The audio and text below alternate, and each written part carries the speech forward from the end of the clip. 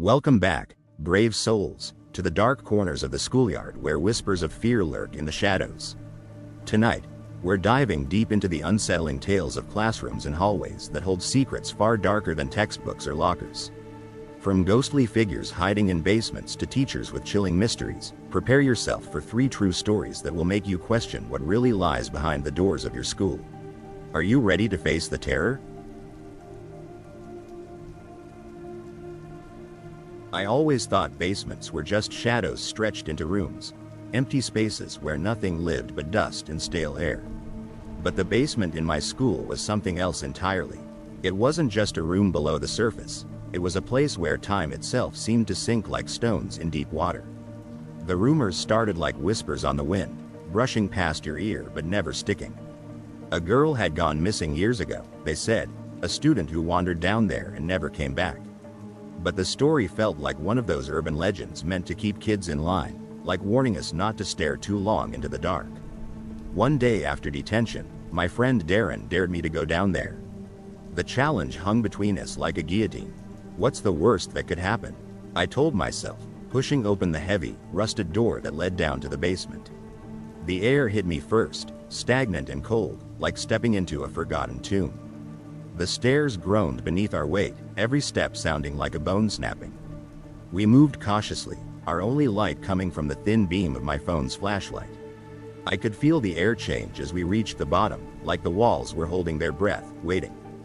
Then, there it was. Soft at first, barely audible, but unmistakable. A cry, fragile as glass. It wasn't the wind, and it wasn't the pipes.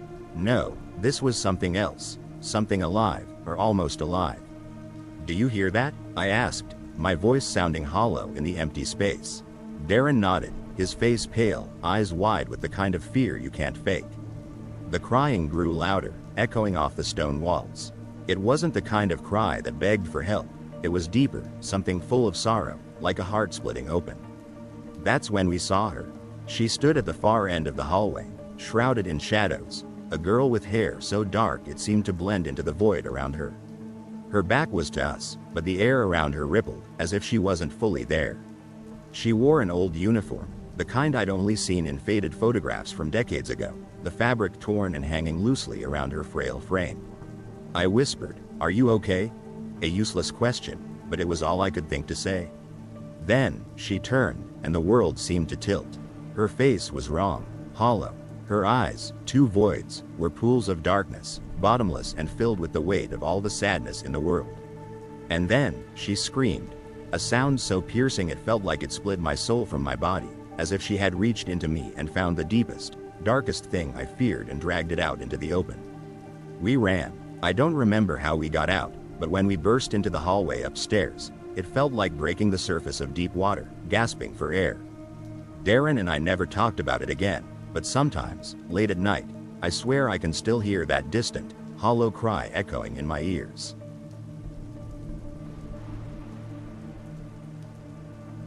There are people you meet in life who just don't fit. Like puzzle pieces that seem to have been forced into the wrong places. That's how Mr. Thompson was, our middle school history teacher. He was tall, too tall, like someone had stretched him out in a funhouse mirror, with a face that seemed to be molded from wax. His eyes, there was something about them. Too still, too cold, like frozen ponds in the dead of winter. But what was strangest of all, he had no shadow. I didn't notice at first. No one did. It was one of those things you never think to look for until one day you see it, and then you can't unsee it. The afternoon sun would stream through the classroom windows, casting shadows of desks, chairs, students, all except him. Mr. Thompson stood in the light, untouched, as if the darkness was afraid to reach him. One night after school, a few friends and I stayed late to work on a project. The halls were dead silent, the kind of silence that presses in on your ears.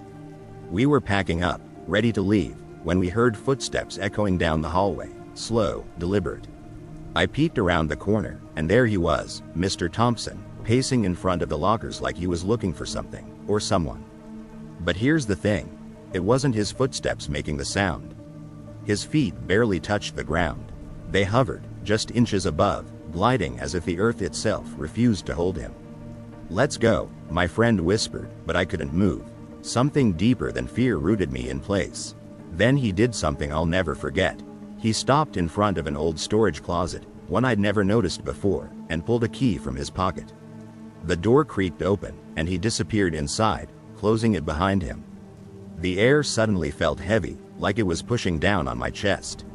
I had to know what was in that room. We waited until he didn't come out. After what felt like forever, we approached the door, and I pushed it open. Inside, it was like stepping into another world.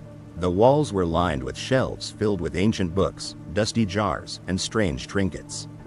But the centerpiece of the room was a circle drawn on the floor, etched with symbols that twisted and turned in ways that made my eyes ache just looking at them.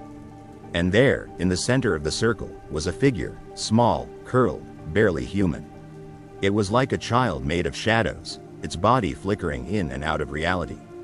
It whispered something, but I couldn't understand the words. My friends were pulling at me to leave, but I was frozen, my eyes locked on that figure. Suddenly, the door slammed shut behind us, and I heard Mr. Thompson's voice, low and dripping with malice. "You shouldn't have come here."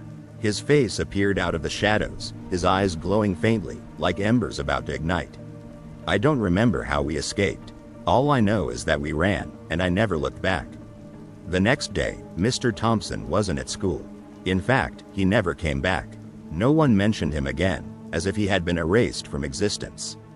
But I know what I saw, and I'll never forget the way his feet never quite touched the ground.